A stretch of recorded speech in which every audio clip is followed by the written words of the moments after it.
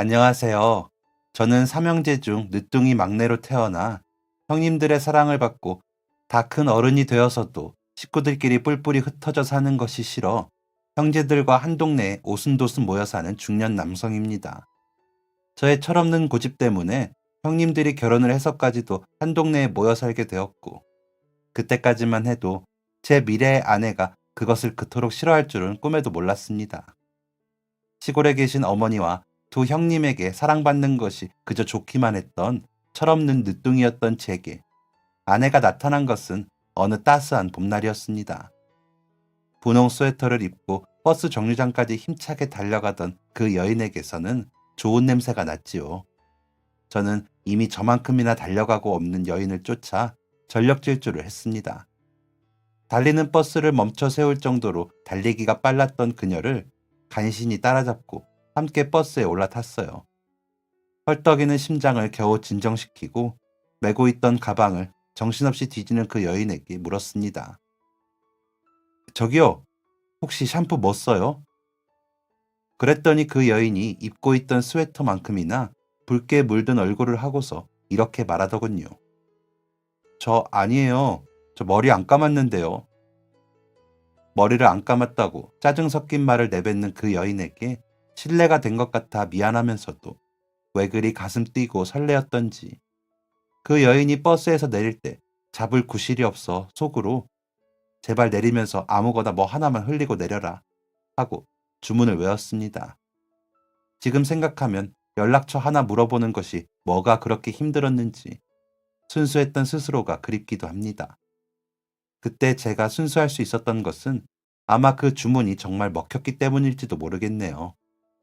여인은 버스에서 일기장처럼 생긴 수첩을 흘리고 내렸고, 버스에서 내리고 나서도 차마 다 닫지 못한 가방에서는 연필이며 머리 고무줄 같은 것들이 하나씩 바닥으로 흘러내리고 있었습니다. 그렇게 그 여인의 물건을 하나둘씩 주워가며 뒤따라갔고, 그 인연으로 저희는 연애를 시작하게 되었어요. 조심성이 없고 덤벙대는 첫 이미지와는 달리 그녀의 본 모습은 완전히 사람이 아니었습니다. 훗날 이렇게 차분하고 꼼꼼한 사람이 그땐 왜 그렇게 정신없고 허둥댔었냐고 물었더니 술 때문이라고 말을 하더군요. 술을 하나도 못 마시는데 그 전날 학교 선배들 때문에 억지로 술을 마시고 다음날 술이 깨지 않아서 고생을 했었다고요. 제가 처음 보았던 아내의 모습은 아내가 아니었던 것입니다. 하지만 오히려 그 여인의 진짜 모습을 알게 되면 알게 될수록 저는 그 매력에 빠져들었고, 긴 연애 끝에 저희는 결혼을 하게 되었습니다. 결혼까지 오기까지는 모든 과정이 아이스크림처럼 부드럽고 원만했습니다. 하지만 문제는 그 이후였습니다. 아내가 시집을 와서 보니 시댁 식구들이 모두 한 동네에 모여 살고 있는 것이 아니겠습니까? 아내 입장에서는 깜짝 놀랄 일이었던 겁니다. 제게는 당연했던 일이 아내에게는 깜짝 놀랄 정도로 당황스러운 일이라는 걸 그때 저는 왜 몰랐을까요? 지금 생각해도 그때 놀라던 아내를 떠올리면 미안하기만 합니다. 아내는 너무 부담스럽고 불편하다며 가게 출퇴근을 하는 것 빼고는 일절 골목으로 외출을 삼갔습니다. 자기도 형제 자매가 있지만 각자 가정을 꾸려서 살아가는 마당에 한 동네에 뭉쳐 사는 집안은 상상하지도 못했다며 마음의 준비를 할 시간을 달라고 했지요. 저는 그저 미리 이야기 한번 꺼내지 않았던 제가 한심할 뿐이었고, 식구들은 어린 아내를 이해한다며 특히 형수님들께서 본인들도 처음에는 부담스럽고 불편했다고 아내의 입장을 많이 이해해 주셨어요. 그런 이해와 공감 가는 마음 덕분이었을까요? 아내는 불편하고 어렵기만 했던 식구들과 붙어 사는 일상에 적응하는 속도가 제법 빨라졌고, 식구들끼리 한 동네에 붙어 사는 게 좋은 점이 더 많다는 것을 새삼 느낀다며 나중에 우리 아이들도 이렇게 살았으면 좋겠다는 미래까지 꿈꾸게 되었습니다. 불편했을 텐데도 기꺼이 인내하며 제 뜻을 따라준 아내에게 지금도 얼마나 고마운지 모릅니다. 아내가 저희 식구들 중 유독 의지했던 사람은 다름 아닌 둘째 형수님이었습니다. 키도 덩치도 비슷한 두 사람은 자라온 고향마저 같은 곳이었어요. 아무리 학연 지연이 중요하지 않은 세상이라지만 그래도 사람과 사람 사이에 어떠한 작은 인연이라도 있다는 것이 참 중요한 매개체가 되는 것 같습니다. 둘째 형수님은 아내를 많이 예뻐하셨습니다. 삼형제 집안의 막내 며느리로 들어오는 일이 어디 쉬운 일이겠냐며 우리라도 잘 지내두면 나중에 분명 좋은 일이 있을 거라고 불편해하는 아내를 많이 다독여 주셨어요. 하지만 워낙에 말수를 달리고 흥이 많았던 두 형수님과는 달리 말이 없고 술도 잘 마시지 못하는 아내가 친해지는 것은 그리 쉬운 일이 아닌 듯 했습니다. 가까웠지만 가깝지 않았고 멀지만 멀지 않은 그런 사이를 유지했었죠. 그랬던 새 며느리의 사이가 좀처럼 가까워진 사연이 있었으니 그것은 바로 아내의 출산이었습니다. 결혼을 하고 1년도 채 되지 않아 저희 부부에게는 아이가 생겼고 이미 육아의 달인 육아의 고수가 되어 있었던 두 형수님들은 두 팔을 걷어붙이고 아내의 육아 선생님이 되어 주었어요. 첫 임신의 첫 출산, 모든 것이 두렵고 무서웠던 아내에게 두 형수님이 정말 친언니처럼 잘해주더라고 아내가 아직도 종종 이야기를 합니다. 당신 그때 기억나? 아이 낳고 얼마 안 됐을 때 분명히 먹어야 하는 양만큼 맘마도 다 먹이고 애가 똥도 안 싸고 쉬도 안 했는데 자꾸만 울어서 우리 둘 다 한참을 쩔쩔매다가 골목으로 나갔었잖아. 그때 팔짱 딱 끼고 대문이 열리기만을 기다리고 서 계시던 큰형님이 어찌나 반갑고 멋있어 보이던지. 아기가 돌아서면 배가 고프고 먹어도 먹어도 배가 고플 수 있다는 걸 전혀 몰랐는데 그날 형님 때문에 그 후로는 좀 수월했지. 울면 배고픈가 보다 하고 배 채워주면 다시 잘 잤으니.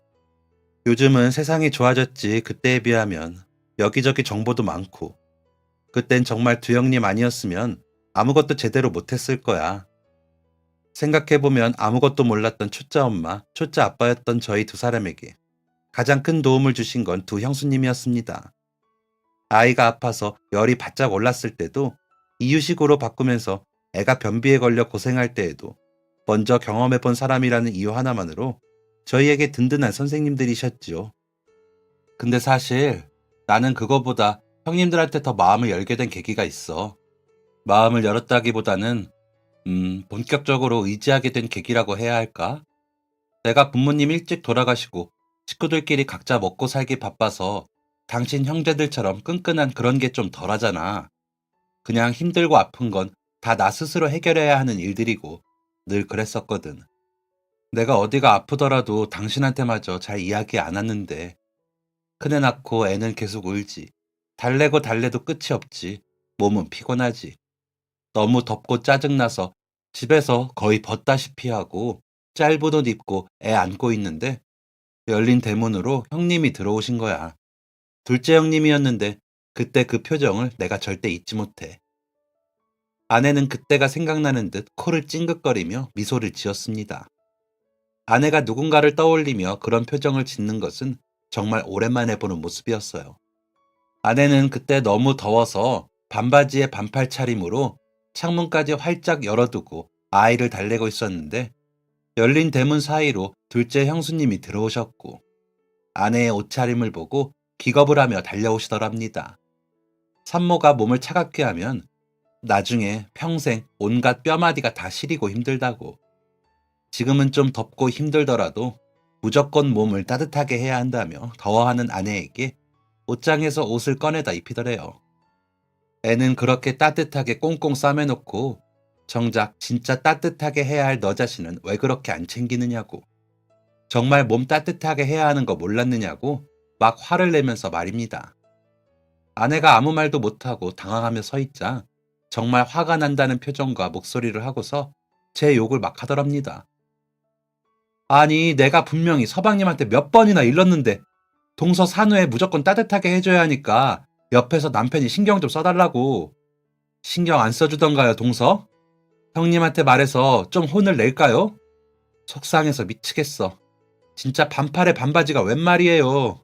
나중에 진짜 아프다. 아내는 막 화를 내는 형수님이 당황스럽기도 하면서 내심 기분이 좋았다고 했습니다. 누군가 아내의 건강을 걱정해서 그렇게 화를 낼 수도 있다는 것이 참 오랜만이라 반갑더라고요. 엄마가 있었으면 이렇게 나를 챙겨주시지 않았을까 하며 생각에 잠기는 자신의 표정이 마냥 슬프지만은 않을 수 있었던 건 형수님 덕분이었다고 말했습니다. 막 화를 내며 열변을 토하는 형수님의 눈가에 눈물이 촉촉하게 고이더랍니다. 그걸 보고 나서 아내는 몇 날 며칠 밤을 반성하는 심정으로 보냈다고 하더군요. 이렇게 좋은 분들인 줄도 모르고 무조건 겁부터 먹고 불편하게만 생각했던 자신이 미웠다고 했습니다. 그냥 남편의 동생의 아내일 뿐인데, 그냥 손 아래 동서일 뿐인데, 동서 몸이 상할까봐 눈물까지 머금는 그 형수님의 마음에 아내의 마음의 벽이 완전히 허물어져 버린 것입니다. 그리고 저 또한 그렇게 고맙게도 아내를 잘 챙겨주셨던 형수님이 있었기에 더 마음 놓고 출근을 할 수 있었는지도 모릅니다.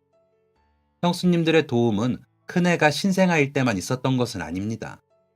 아내는 장사를 하던 사람이라 가게를 오래 문 닫고 지낼 수가 없어 늘 걱정이 많았었는데, 출산 전까지만 해도 아이가 좀 어리더라도 데리고 나가서 가게를 지킬 수 있을 것이라고 생각했던 저희라 막상 현실에 부딪히고 나서 걱정이 참 많았었습니다.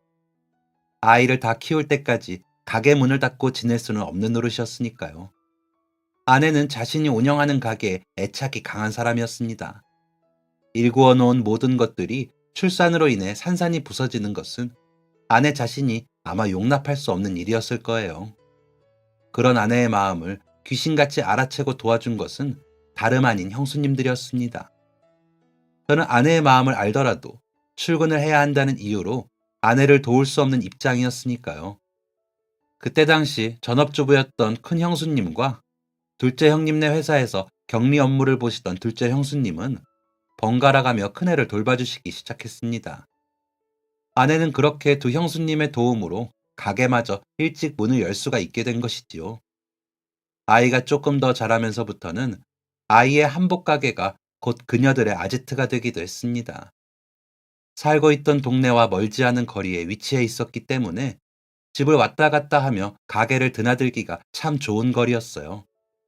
아내는 그쯤부터 제게 이런 말을 정말 자주 했었습니다. 여보, 내가 말 많고 시끄러운 거 정말 오래 못 버티는 거 알지? 근데 형님들이랑 있으면 무슨 말을 해도 왜 그렇게 재미있고 즐거운지 몰라. 나 진짜 이 동네 안 살았으면 어쩔 뻔했어. 당신 형들은 진짜 좋은 여자 만나신 것 같아. 셋 중에 내가 제일 하수야. 살림도 못해, 육아도 못해, 남편한테도 못해. 할 줄 아는 거라고는 그저 내 일, 내 가게 돌보는 것뿐인데 형님들이랑 있으면 그런 내 단점이 가려지는 기분이라고 해야 하나? 그냥 대화를 나누다가도 배워야 할 점들이 얼마나 많은지. 하루가 알차다 알차. 내가 당신한테 조금 미안하네. 나는 이런 형제가 없어서 당신한테 이런 기분 못 느끼게 해주잖아. 당신이 못하긴 뭘 못해. 다 잘하지. 신이 난 아내에게 맞장구를 쳐주면 아내는 또 신이 나서 한참 동안 형수님들 자랑을 하곤 했습니다.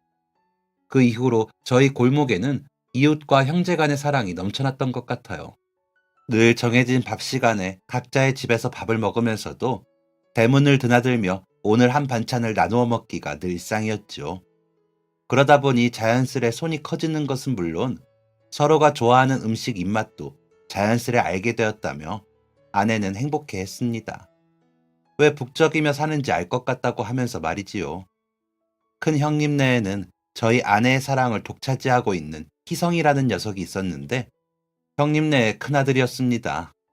키도 크고 인물도 잘생겼고 공부까지 잘한다며 우리 아들도 딱 희성이만큼만 커주면 더 바랄 것이 없겠다고 아내는 희성이의 칭찬을 늘 입에 달고 살았습니다. 그리고 희성이는 그 칭찬과 관심에 보답이라도 하듯 보란듯이 명문대에 입학을 앞두고 동네의 자랑이 되었지요.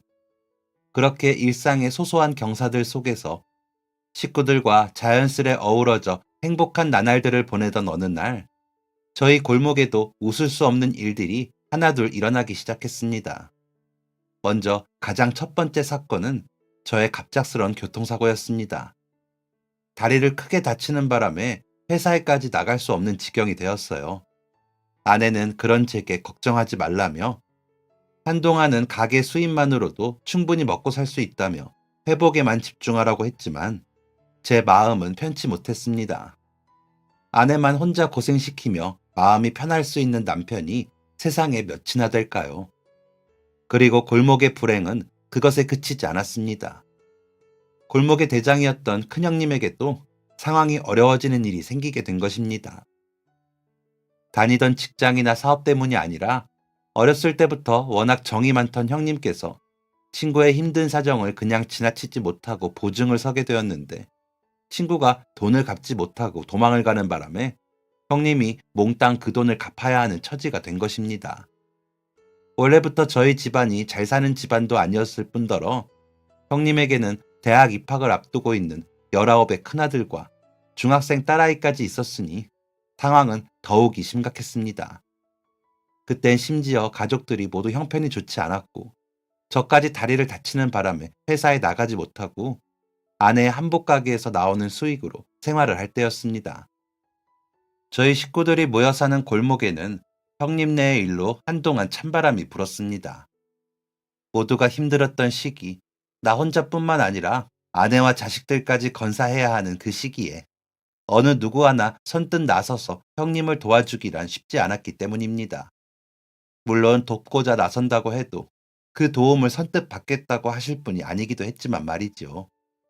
형님의 집에 찾아온 때 아닌 불행에 동생으로서 속이 상하는 것은 당연했습니다. 도울 수 있다면 돕고 싶으나 제 처지도 엉망진창이었으니 가슴이 답답하기만 했어요. 그런데 그런 저의 마음을 누구보다 잘 알고 있던 아내가 제게 이렇게 말하는 것이 아니겠습니까? 여보, 안 그래도 당신 몸도 안 좋고 해서 가게 줄여서 생활비 좀 맞추려고 했는데 이참에 잘 됐다. 남는 여윳돈으로 첫째 형님네 좀 드려야겠어. 희성이 걔 공부 그렇게 잘하는데. 형님 말씀이야. 희성이 대학 1년 뒤 보내면 된다 하시지만 그게 말이니까 쉽지. 현실적으로 희성이도 그렇고 서로가 얼마나 고통스럽겠어, 마음이. 큰돈은 아니더라도 조금이나마 도움이 될 수 있을 때 도와드리는 게 어떨까 싶은데, 이 돈이면 희성이 등록금 내고 조금은 남지 않을까 해서. 당신 생각은 어때? 나 사실 벌써 준비해 놓긴 했는데. 아내는 예쁜 광택이 차르르 흐르는 비단으로 만든 고운 봉투를 하나 건넸습니다. 그 깊은 뜻이 담긴 말에 말문이 막혀 저는 한참 동안이나 그 봉투를 받아들고 아무런 대답도 하지 못했어요. 아내에게도 쉽지 않았을 결정임을 알기에 무슨 말도 어떤 표정도 함부로 보일 수가 없었습니다. 그러나 아내는 그런 저를 다 안다는 듯 가만히 미소 지으며 어깨를 감싸줄 뿐이었고, 아내는 힘든 형님네뿐만 아니라 고맙다는 말도 미안하다는 말도 속 시원히 꺼내지 못하는 못난 남편이었던 제게마저도 그저 따뜻하기만 한 사람이 되어주었습니다. 저는 그런 아내에 비하면 늘 부족한 것이 많았던 어설픈 남편이었어요. 부부는 서로를 필요로 할 때가 가장 이상적인 관계라고 그렇게 생각했었는데, 저에게 아내는 가장 필요한 존재였고, 제가 아내에게 필요가 없을지도 모르겠다는 생각이 들 때면 아내는 일부러 저를 필요로 하는 순간들을 만들어내고는 했습니다.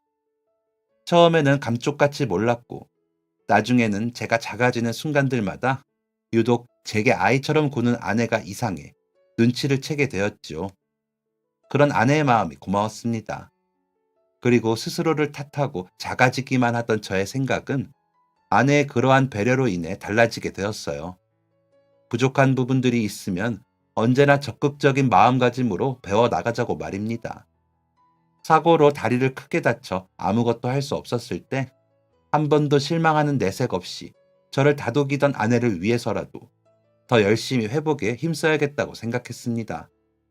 아내는 아픈 저 때문에 힘든 와중에도 그렇게 강한 생활력으로 하루하루를 웃으며 버텨냈고, 가게를 줄이며 생긴 여윳돈을 우리를 위해 쓰지 않고 조카 희성이의 등록금을 내주는 것에 썼어요.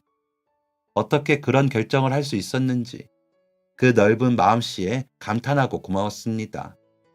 그리고 시간이 날 때마다 하늘에 대고 외쳤어요.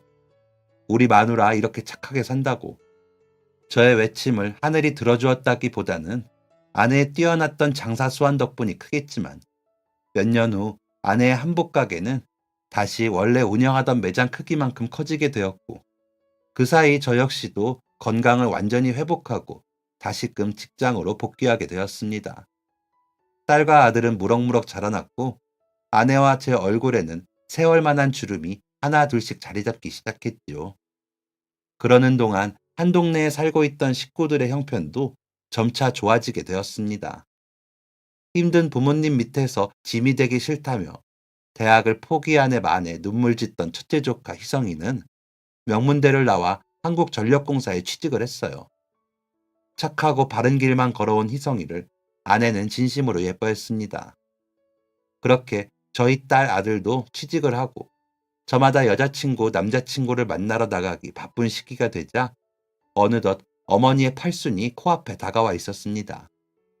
코흘리게 어린 시절에는 그저 아버지가 드시던 막걸리 맛이 궁금해 얼른 어른이 되고 싶었었는데 막상 어른이 되고 보니 부모님이 젊으셨던 그때 그 시절이 참 좋은 시절이었다 싶습니다. 흐르는 시간은 막을 수가 없고 나이가 들수록 시간은 더 빠르게 흐른다는데 언젠가 찾아올 저의 죽음보다 주변 가족들의 마지막이 두렵고 또 두렵기만 합니다. 그러면서 이런 저의 속마음은 소주 한 잔에 털어버리고 웃을 일을 찾아 행복하게 살면 되겠지 하고는 했지요. 너무 빨리 흘러버린 세월이 야속하게만 느껴졌던 어머니의 팔순 잔칫날. 가족 친지분들을 모시고 맛있는 식사를 대접했습니다. 그렇게 하하호호 웃음꽃을 피우며 식사를 하던 중 행복한 얼굴로 앉아 계시던 어머니께서 자리에서 일어나셨습니다. 뷔페 측에서 마련해준 작은 마이크를 손에 꼭 움켜쥐고 어머니께서는 아내 앞으로 저벅저벅 걸어가시기 시작했어요. 멀리 앉아 대화를 나누기 바쁜 몇몇 분들을 제외하고 대부분의 시선들이 아내와 어머니께로 향했습니다. 노래라도 한 곡 불러드려야 할 시간인가? 평소 노래에 자신이 없어 그 시간이 가장 걱정된다던 아내의 얼굴이 몰래 파랗게 질려가는 것이 제 눈에만 보였습니다. 아내를 놀릴 생각에 들떠있던 그때 아내를 향해 어머니가 뱉은 말씀은 의외의 것이었어요. 우리 막내 며느리 박수 한번 주세요. 우리 가족이 이렇게 행복해지기까지 우리 막내 며느리 공이 참말 컸어.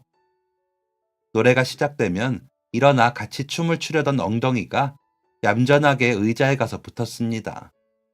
어머니께서는 사람들의 놀란 반응을 개의치 않으시고 아내에게 봉투 하나를 내미셨어요. 그리고 그때부터 어머니가 내민 봉투를 보고 가족들이 수군거리며 놀라기 시작했습니다. 그 봉투는 제게도 익숙한 봉투였어요. 몇 년 전 아내가 희성이 등록금 하라며 형님에게 챙겨주었던 그 봉투였기 때문입니다. 그냥 봉투가 아니라 아내가 한복 가게를 하며 손수 만들었던 비단 봉투였기에 하나밖에 없는 디자인이라 그때 그 돈 봉투임이 확실했습니다. 놀라서 아내의 얼굴을 살피니 아내 역시도 적잖이 당황하고 놀란 얼굴을 하고 있었어요. 그리고 저와 아내보다 더 놀란 듯한 사람은 첫째 형님이었습니다. 아니, 둘째야. 저 봉투가 왜 어머니 손에 있는 거냐? 첫째 형님이 둘째 형님에게 난감한 소리를 했습니다. 당황한 것은 첫째 형님뿐만이 아니었어요. 이번에는 둘째 형님이 어머니께 난감한 소리를 하기 시작했습니다. 어머니, 그걸 왜? 모두가 원인을 모르겠다는 어리둥절한 얼굴들이었어요. 그리고 모두가 혼란스러운 그 자리에서 그 봉투가 돌고 돌아 다시 아내의 손에 들어오게 된 비밀이 밝혀지게 되었습니다. 큰 형님이 먼저 입을 열었습니다. 돈을 도저히 쓸 수가 있어야지 원. 다 같이 힘들게 살고 있는데 막내 재수 씨가 얼마나 악착같이 사는지를 다 아는데 그 돈은 미안해서 차마 못 쓰겠더라. 아무리 아들 대학이 중요하다고 해도 힘든 막내 사정을 모른 채하고 그 돈을 냅다 쓸 수가 없어 망설이고 있었다. 그런 때 마침 크게 공장을 운영하는 친구가 선뜻 등록금을 빌려주겠다고 연락이 왔어. 잘 됐다 싶더라고. 희성이 대학은 그 친구한테 돈을 빌려보내는 게 맞겠다 싶었어. 그래서 그 봉투엔 손대지 않고 여기저기에 갚을 돈을 끌어모았다. 친구한테는 미안하지만 아이 대학을 보내놓고 도망갔던 친구가 빚 다 갚았다고 미안하다고 돌아오면서 그 후에 수중에 모인 돈은 친구가 아니라 재수 씨한테 가장 먼저 돌려주게 되었어. 고운 비단으로 잘 짜여진 그 봉투를 열어버리면 재수 씨한테 받았던 복이 날아갈까 두려워서 일부러 그 봉투는 가만히 두고 따로 돈을 모아서 말이다. 신기하게도 그렇게 돈 빌리는 전화를 걸고 부탁을 해도 빌릴 곳이 없을 정도로 어려웠을 때 재수 씨가 떡하니 봉투를 건넸었고, 그 봉투를 받은 이후부터 잘 사는 친구가 돈을 빌려주겠다고 연락이 오고, 희성이 대학 다 보내놓고 나니 도망갔던 친구마저 돌아오게 되더라. 그래서 나는 그게 복돈이라고 생각했다. 그 비단 봉투를 장롱 깊숙한 곳에 잘 숨겨두고 몇 년을 지냈어. 그때 회사 사람들하고 퇴근 후에 한잔하려고 들어간 포장마차에서 혼자 술을 마시고 있는 둘째를 마주쳤지. 어깨를 둥글게 구부리고 앉아 힘없이 술잔을 드는 그 모습을 보는데 누가 내 심장에 총을 쾅 하고 쏘는 것 같더라. 사회생활하면서 사귄 남들에게서는 힘든 얘기, 슬픈 얘기 다 들어주며 지냈는데 정작 내 가족이 그런 얼굴을 하는 모습을 본 적이 없더라고. 늘 밝기만 하던 둘째가 그런 표정도 지을 수 있는 사람이었는지 그날 처음 알았어. 회사 사람들을 돌려보내고 둘째 앞에 앉았는데 둘째가 그러대. 다 때려치우고 어디 산속에 들어가 살고 싶다고. 힘드냐 물었더니 말없이 웃으면서 소주잔을 기울이는데, 아, 몇 년 전에 아들 자식 대학 등록금 낼 돈도 없어 거지 같은 몰골을 하고 지낼 때 그런 나를 지켜보던 막내 재수 씨의 마음이 이런 거였겠구나 싶더라고. 각자 다른 일하고 다른 집에 살고 있어도 한 동네 살며 싫은 소리, 좋은 소리 다 하면서 몸 부대끼며 살던 사이인데 축 처져서 포장마차 우동 그릇에 얼굴을 박으려는 둘째를 간신히 들쳐업고 집으로 향했어. 술이 만땅으로 취한 삼촌 보고 깜짝 놀라는 아들한테 잠깐만 삼촌 부축하고 있으라고 일러두고 장롱을 뒤져서 그 봉투를 꺼내 들었지.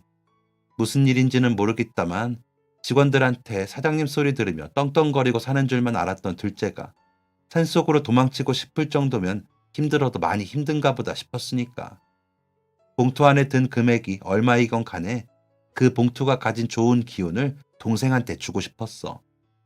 그래서 몸도 못 가누는 놈 잠바 안주머니에 그 봉투를 넣었지.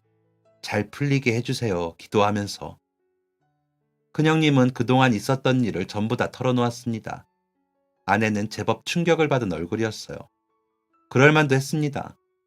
저 역시 둘째 형님이 그렇게 힘든 시절을 보냈다는 걸 전혀 알지 못했었기 때문이에요. 가까이 살며 서로 사는 형편이나 사정을 다 알고 지낸다고 생각했는데 전혀 아니었던 것입니다. 그저 서로 걱정할까, 마음의 짐이 될까 숨기고 배려하는 사람들만 있었을 뿐. 허공에서 둘째 형수님과 아내의 눈동자가 애처로이 마주쳤습니다. 고향이 같았던 두 사람은 타지에 와서 결혼 생활을 하며 특히나 아내가 서먹서먹해하던 시절 유독 서로에게 의지하던 사이였어요. 얼마 안 가 둘째 형수님이 머뭇거리며 입을 열었습니다. 그날 이 사람이 몸도 못 가눌 정도로 술에 잔뜩 취해서 희성이한테 엎혀 들어왔었어요. 사업이 잘 안 될 때라 거래처 수금이 안 되다 보니 돌던 돈이 뚝 멈추더라고요. 제 앞에서는 어떻게 좋은 날만 있냐고, 하다 보면 이런 날이 있는 게 자연스러운 거니 너무 걱정하지 말라고, 자기가 다 알아서 한다고 하던 사람이었는데 그날 그런 소리를 했었는지는 오늘에야 알았네요. 한 번은 이 사람이 힘들어할 때 우리 아들 재성이가 남편한테 그랬거든요. 아빠, 나는 아빠 엄마만 있으면 이런 집에 안 살더라도 저 깊은 산속 옹달샘 옆에 살아도 좋아. 행복해. 그러니까 나한테는 미안해하지 마세요. 라고요. 그 말을 마음에 담아두었나 봐요. 희성이한테 엎혀들어온 남편을 침대에 눕혀두고 옷을 정리하는데 바닥에 툭 뭔가가 떨어졌어요. 그게 저 봉투였고, 비단으로 짜여진 봉투는 처음 봐서 신기하기도 하고, 숙모를 돕느라 술에 취한 둘째 삼촌, 냄새나는 양말을 벗기고 있던 희성이가 그 봉투가 바닥에 떨어지니 저를 조심스레 쳐다봤어요. 정체를 알 수 없어서 어쩌지도 못하고 있는 저를 대신해 희성이가 주워다가 제게 내밀더라고요. 숙모, 이거 저희 아버지가 숙모랑 삼촌한테 드리려고 거기 넣어둔 거예요. 저도 자세히는 모르지만 아빠가 이걸 아주 중요하게 생각하셨어요. 복돈이라고. 몇 년 전부터 그랬던 것 같아요. 아무래도 삼촌이 힘들어 하시니까 좋은 기운 나누고 싶으셔서 그런 것 같은데 저는 삼촌한테 무슨 일이 있었던 건지 잘 알지도 못하고 이런 말씀 드린 거 알면 아버지가 싫어하실지도 모르지만 저는 이제 힘든 관문은 다 거쳐갔고요. 저희 집 행운은 올 만큼 온 것 같으니까 이제는 삼촌이랑 숙모랑 재성이한테 행운이 따르길 바라시는 마음인 것 같아요. 라고 하면서 자리를 뜨는데 그대로 바닥에 주저앉아서 얼마나 울었는지 몰라요. 술에 취해 잠든 남편을 당장이라도 흔들어 깨워서 무슨 일이 있었던 거냐고 묻고 싶다가도 곤히 잠든 그 얼굴에 고된 하루가 고스란히 담긴 그 모습이 마음이 아파 함부로 깨우지도 못해서 혼자 울었어요. 나 몰래 이 사람도 참 많이 울었겠구나 하면서 형수님은 그때가 생각났는지 다시 울먹거리며 그때를 회상하셨습니다. 힘들었을 형님과 형수님을 생각하니 저도 괜스레 코끝이 찡해져 오더군요. 모두가 그 마음을 헤아리고 있는 듯 잠깐의 침묵이 맴돌았습니다. 그러니까 아내가 첫째 형님에게 드렸던 봉투는 형님네에서 복돈 취급을 받으며 몇 년 동안이나 그대로 그 집에 머물렀고 시간이 흘러 둘째 형님이 힘들다는 것을 알게 되자 첫째 형님은 자신들에게 복돈이었던 그 돈봉투를 떠올려 주저하지 않고 둘째 형님의 옷주머니에 그 봉투를 넣어둔 것이었습니다. 그런데 왜? 그대로라면 둘째 형님네에서 그만큼의 시간 동안 복돈이 되어 있어야 할 그 봉투가 왜 이렇게 일찍 어머니 손에 있는 것일까? 궁금함이 밀려들던 그때, 여전히 그때를 회상하며 눈물을 훌쩍이는 형수님에게 무심한 듯 티슈를 뽑아 건네며 둘째 형님이 말을 이어갔습니다. 당신도 참 안 해도 되는 소리까지 하고 있어. 왜 그때 다음날 아침에 일어났더니 머리맡에 그 봉투가 놓여 있었어요. 낯선 디자인에 되게 이질감이 느껴졌다고 해야 하나? 습관처럼 재성이 엄마를 불러 이게 뭐냐고 물으려다가 위에 적힌 메모를 읽게 되었어요. 그 메모는 집사람이 쓴 메모였는데 아마 저한테 말로 설명을 하다 보면 아침부터 눈물바람이 불까 일부러 쪽지로 적어둔 것 같더군요. 이 돈이 복돈이란다. 여보, 당신 형이 당신 힘들지 말고 복 들어오라고. 복 받아서 우리 같이 잘 살자고 주셨나 보다. 당신 잠바 주머니에 들어있더라. 희성이가 귀뜸해주고 갔다. 하고 어이가 없어서 눈물이 뚝뚝 떨어지는 걸 참느라 혼났어요. 술이 덜 깼나? 하면서. 아니, 형님은 왜 자기 복까지 나한테 나누어 주려고 그러나 싶었어요. 그날 밤에 퇴근하고 집에 돌아와서 집사람하고 이야기를 나누는데 저희 둘 다 같은 생각을 하고 있더라고요. 복돈이니 쓰지 말고 내버려 두자. 봉투 열어 금액을 확인하고 나니 급한 마음에 살짝 흔들리기도 했지만 딱 닫았어요. 그리고 한 2년 정도 지났나? 거짓말처럼 회사가 조금씩 원래 자리로 돌아가더라고요. 솔직히 2년이라는 시간이 짧은 시간은 아니지만 저희 둘 다 약속한 듯 서로에게 말했어요. 그 비단봉투 진짜 요물이라고. 어찌나 신기하고 감사하던지. 잘 풀렸으니 형님한테 도로 봉투를 돌려드리려다가 다른 의미로 욕심 생기더라고요. 우리 어머니 곧 팔순인데 엄마 남은 여생 더 좋은 일만 있으시라고 이 행운의 봉투를 드리면 어떨까? 집사람도 제 얘기 듣더니 고개를 끄덕끄덕 좀 더 넣어서 드리자고 얘기가 됐어요. 그동안 우리끼리는 이렇게 다 같이 모여서 살면서 아버지도 돌아가시고 혼자 계시는 어머니를 덩그러니 고향에 두고 사는 게 죄송스러웠는데 별 볼 것 없는 자식들이라 더 좋은 거 해드리지는 못해도 우리가 덕본 봉투로 어머니께도 행운이 갔으면 좋겠다 싶어서. 그래서 형님께는 죄송하지만 봉투 대신 주셨던 돈 액수만 갚고 봉투와 돈은 그대로 어머니 팔순까지 잘 보관했어요. 오늘 잔치 마무리할 때쯤에 형님한테 말씀드리려고 마음까지 먹고 순서만 기다리고 있었는데 그걸 어머니가 이렇게 서프라이즈를 하실 줄은 꿈에도 몰랐어요.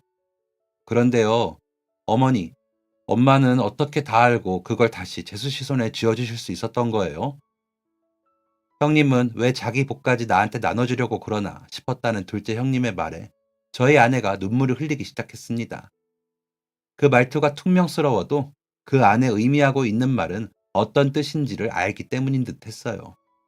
그 순간 저는 태어날 때부터 이들과 피를 나누며 살아왔으니 그렇다 해도 아내는 언제부터 저렇게 저의 형제들과 친남매처럼 마음을 들여다볼 수 있는 사람이 되었는지 신기하고 경이로웠습니다. 그리고 곧 고마운 마음이 물밀듯이 밀려들어와 결국 저까지 눈물을 흘리게 되었습니다.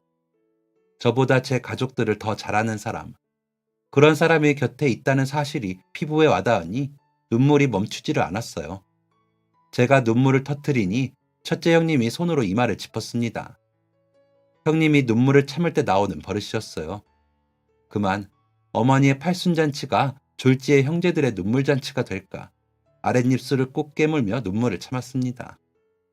그런 저희를 한 번씩 쓱 훑어보신 어머니께서 눈물을 흘리는 아내를 품에 쏙 끌어안으며 말씀하셨어요. 너네는 몰라도 나는 알지. 평생 지갑이라는 게 필요가 없던 시골서 온 제 시엄니. 양말 안에 돈 넣어 다니는 거 본 막내 며느리가 부랴부랴 그 돈 빼앗아 쥐고 비단 봉투에 쏙 넣어 다시 손에 쥐어줬는데 나는 알지. 그 비단결 고운 봉투가 어디 시장에 파는 천조가리가 아니라 내 며느리가 한 땀 한 땀 손으로 수놓은 세상에 하나뿐인 봉투라는 걸 알지. 어머니 입에서 나온 예상치 못한 이야기에 큰 형수님이 놀란 숨을 들이마시는 소리가 들려왔습니다. 아내가 저 몰래 어머니께 그런 행동을 했었다는 것만 놀라운 것이 아니었어요. 어머니께서는 지갑 하나 없이 쌈짓돈을 양말에 넣어 다니신다는 걸 우리 형제들 중 그 누가 알았을까요? 시골 사는 어머니 반반한 지갑 하나 없어도 그냥 그게 자연스럽다고만 생각했습니다. 형님들도 충격을 받았는지 눈물을 참느라 흘러내린 콧물을 훌쩍거리는 소리만 주고받을 뿐이었습니다. 어머니께서는 계속 말씀을 이어가셨습니다. 얘야, 나는 이런 거 필요 없다. 생전 이런 거 써본 적도 없고 없는 게 편한 사람이라는데도 어머니 이거 제가 직접 만든 거라 멋은 없고 박은질이 못났어도 좋은 천으로 만든 거라 가벼워서 아무데나 들고 다니기 좋아요. 생긴 것이 못나서 들고 다니기 조금 그러시면 집에서 다른 거 넣어두는 용도로라도 쓰세요. 하고 사슴 같은 눈망울을 하고서 뻐끔뻐끔 쳐다보는데 내 거절할 수가 있나. 딸 하나 없이 아들만 셋 키우며 살아서 그런가? 딸이 있었음 이랬을까 싶으면서도 며느리 잘 둔 덕에 세상에 하나뿐인 비단 지갑에 지폐 몇 장 넣어 다니면서 속으로 어찌나 으쓱하던지. 근데 갑자기 둘째 놈이 엄마 이게 복돈이에요. 형이 가지고 있던 행운의 봉투인데 나한테 줬어요. 나도 이거 가지고 있으니 일도 잘 풀리고 좋아서 어머니 팔순 기념으로 드려요. 하고 먼 봉투를 내미는데 어디서 많이 본 봉투가 아니겠니. 다른 사람은 다 몰라도 나는 한 번에 알아봤지. 손으로 만드느라 생긴 건 달라도 어떻게 그걸 몰라볼 수가 있겠어. 왜 이게 우리 집 아들 자식들 사이에 복돈이 됐나 궁금해서 며칠을 한숨도 못 잤어. 오늘 내가 먼저 니들한테 물어보려고 이걸 가지고 여기에 왔다. 아 근데 글쎄 지 할미 짐가방 무겁다고 들어주던 희성이 녀석이 가방 안에 있던 봉투를 보고 화들짝 놀라더구나. 그래 내 이놈 너 잘 걸렸다. 이게 대체 뭐냐 물었더니 희성이 놈이 지 막내 숙모 자랑을 늘어놓으면서 숙모 덕분에 지가 대학을 갔다고 제잘제잘. 다 듣고 보니 이 복돈을 원래 주인에게 돌려줘야겠더구나. 내가 딸복은 없어도 며느리 복 하나는 타고난 사람이라 이런 돈 없어도 복 넘치게 잘 살겠어. 고맙다 우리 막내 며느리. 시어머니라는 사람이 멀리 산다는 핑계로 이것저것 잘 챙겨주지도 못하고 살았는데 이렇게 진심을 다해 가족이 되어줘서 고마워. 내가 아까 희성이 손잡고 여기 올라오면서 눈물이 나서 몇 번을 멈춰섰는지 모른다. 어찌 이리 귀한 것이 우리 가족 옆에 왔을꼬. 어찌 이리 귀한 것이 우리 식구가 되었을꼬. 나는 자꾸 못해준 것만 생각나서. 어머니의 말씀을 끝으로 잔치장은 눈물바다가 되었습니다. 가까이서 이야기를 함께 들은 어머니의 친구분들이 박수를 치며 아내를 한 번씩 안아주셨어요. 아내의 봉투 하나가 이 집 형제들을 돈독하게 했고 모두를 살렸다며 말입니다. 함께 눈물을 글썽거리던 첫째 형님의 아들 희성이가 분위기를 바꿔보겠다며 노래방 기계로 임영웅의 노래를 시작하면서 눈물겨운 이야기는 막을 내렸습니다. 모두들 마르지 않은 눈물을 글썽거리며 박수치고 춤을 추기 시작했고 저희 가족은 그렇게 영원히 잊지 못할 또 다른 추억을 각자의 마음속에 새겨나가고 있었어요. 이른 봄, 아직 거리에는 찬바람이 불고 앙상한 나뭇가지엔 새싹이 돋아나기 전이었지만 우리들의 마음속에는 저마다의 따뜻한 봄꽃들이 예쁘게 피어나고 있었습니다.